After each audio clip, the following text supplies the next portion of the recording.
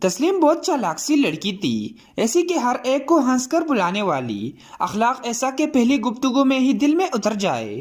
وہ 3 بھائیوں کی اکلوتی بہن تھی، ماں باپ کی لاڈلی اس کی ماں سمرین جو کہ اسے دیکھ کر ہی جیتی تھی، اور ابا گھر میں لائی گئی ہر چیز پہلے تسلیم کے سامنے رکھتے تھے، اور بھائی تو ان کی جان تھی تسلیم میں۔ بھائی تو ویسے بھی بہنوں کا مان ہوتے ہیں، شان ہوتے ہیں۔ وہ تسلیم نے منہ سے بات نکالی نہیں کہ پوری بھی ہو گئی۔ وہ ایک مکمل اور خوشحال گھرانہ تھا۔ بعض دفعہ حالات ایسے بدلتے ہیں کہ خوشیوں کی گمان بھی نہیں ہوتا۔ صحیح کہا ہے کسی نے، زندگی سب سے بڑا امتحان اسی سے لیتی ہے جو زندگی کا سب سے لاڈلا ہوتا ہے۔ بلال تسلیم کی کالونی کا رہنے والا تھا۔ تسلیم جب بھی کالج جاتی، راستے میں آتے جاتے اسے دیکھتا تو مشکل سے ہی دل کو سنبھال پاتا، مگر عمر کا تقاضا ایسا ہوتا ہے کہ زندگی میں کب کوئی شخص اہم ہو جائے پتہ ہی نہیں چلتا۔ کچھ ایسا ہی حال بلال کا تھا۔ وہ اتنی خوبصورت تھی کہ کوئی اسی ایک نظر کو دیکھے تو دوبارہ دیکھنے کی کوشش کرے۔ وہ کسی پری سے کم نہیں تھی۔ بلال پڑھائی سے فارغ ہو چکا تھا اور نوکری نہ ملنے کے باعث محلے کے کونے پر کڑا پایا جاتا تھا۔ ایک دن تسلیم کالج کے لیے نکلی، راستے میں بلال نے اسے روک لیا۔ وہ بہت گھبرا گئی تھی، مگر بلال نے پرواہ کیے بغیر 2 ٹوک الفاظ میں محبت کا اظہار کر دیا۔ دن گزرتے گئے، وہ روز بلال کو راستے میں کھڑا دیکھتی اور نظر انداز کر دیتی۔ ایک دن بلال نے اسے پھر روکا۔ اس نے تسلیم کا ہاتھ پکڑا تھا۔ تسلیم کے دل کی دھڑکن تیز ہو گئی تھی۔ تسلیم نے اپنا ہاتھ چھڑوانے کی بے حد کوشش کی، مگر بلال کی آنکھوں میں پیار تھا۔ اس نے اسے ایک بار بات کرنے کا کہہ کر نمبر پکڑا دیا اور ہاتھ چھوڑ دیا۔ رات کافی ہو گئی تھی، مگر نیند نہیں تھی۔ رات انہی سوچوں میں گزر گئی۔ تسلیم کو روز اسے دیکھنے کی عادت ہو گئی تھی۔ 2 دن ایسے ہی گزر گئے۔ تسلیم کا دل بے چین ہو گیا تھا۔ بلال میں جو وہ اس کی طرف کھینچ رہی تھی، اس کی فکر رہی تھی، ایسی ہی کوشش جو بلال کے نظر نہ آنے پر اسے تکلیف دے رہی تھی۔ ہونا کیا تھا؟ محبت کے نامعلوم جذبات نے تسلیم کو اپنے رنگ دیکھا ہی دیے۔ تیسری رات تسلیم نے بلال کو کال کر دی۔ کچھ ہی پہلوں میں ہیلو کی آواز نے تسلیم کی دھڑکنیں تیز کر دی۔ وہ چپ تھی۔ ایک بار ہیلو نے اسے چونکا دیا۔ تم کہاں تھے؟ 2 دن سے، وہ بھی ساختہ بولی۔ میں نوکری کی تلاش میں مصروف تھا۔ وہ بنا پوچھے جان گیا تھا سوال کرنے والی کون ہے۔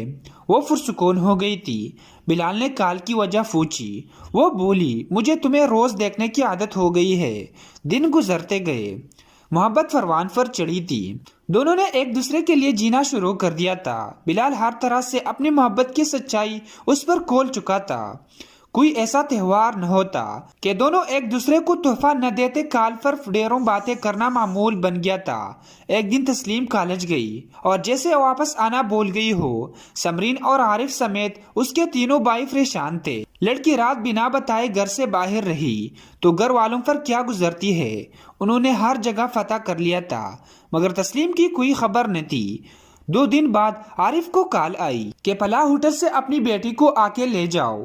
جب ہوٹل پہنچے، تسلیم کو بری حالت میں دیکھا تو جیسے کسی نے ان کو پیروں کے نیچے سے زمین کھینچ لی ہو۔ تسلیم شدید زخمی تھی، جسم پر جگہ جگہ تشدد کے نشانات لگے ہوئے تھے۔ وہ تسلیم کو ہسپتال لے گئے۔ ڈاکٹرز نے بتایا کہ تسلیم کو زیادتی کا نشانہ بنایا گیا ہے۔ اس روز بلال نے تسلیم کو کال کر کے ملنے کا کہا تھا۔ اس کے منع کرنے کے باوجود بلال نے اسے منا لیا تھا۔ کالج کے اختتام پر بلال اسے ایک ہوٹل میں لے گیا جہاں اس کے 12 دوست بھی موجود تھے۔ تسلیم محبت کے پردے کے پیچھے بلال سمیت 13 لڑکوں کا ہوش کا نشانہ بنی۔ اس معصوم کو تو خبر نہیں تھی کہ بلال اس کے ساتھ کیا کرنے والا تھا، مگر شیطانوں میں انسانیت کہاں پائی جاتی ہے۔ پورے 2 دن اس پر ظلم کرنے کے بعد بلال نے اس کے گھر فون کر دیا۔ جب عارف نے ڈاکٹر کی بات سنی تو بے ساختہ منہ سے نکلا کہ میں زمین کے 2 ٹکڑوں کر کے اس میں سما جاؤ۔ ایک بات کے لیے اس سے بڑھ کر اذیت کیا ہو سکتی ہے کہ اس کی بیٹی زیادتی کا شکار ہوئی ہو۔ 1 ہفتہ اسپتال میں گزر گیا۔ تسلیم کی طبیعت سنبھلی تو اسے گھر لے آئے۔ عارف نے سمرین، تسلیم اور خود کمرے میں بند کر دیا اور چپ چاپ زہر کا پیالہ سامنے رکھ دیا۔ سمرین اور تسلیم کو کہا کہ تم دونوں میں سے کوئی پی لے یا میں خود پی لوں گا۔ تسلیم کے چہرے پر معصوم سی مسکراہٹ تھی۔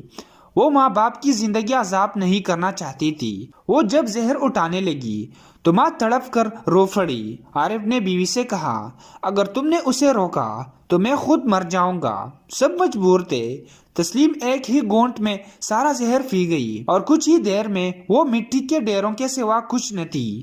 اس کی ساری خوشیاں، لاڈ پیار، غیرت، عزت، سب کچھ اس کے ساتھ ہی اس کی قبر میں دفنا دیا گیا تھا۔ ایک ہنستا بستا گھر زندہ لوگوں کا قبرستان بن گیا تھا۔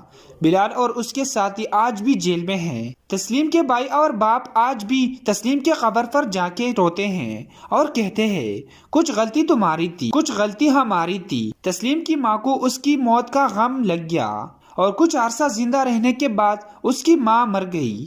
دوستو، اگر ویڈیو اچھی لگی تو ہماری چینل کو سبسکرائب کریں اور ساتھ موجود گھنٹی کا علامت بھی دبا دیں تاکہ اس طرح سبق آموز کہانیاں آپ کو ہمیشہ ملتی رہے۔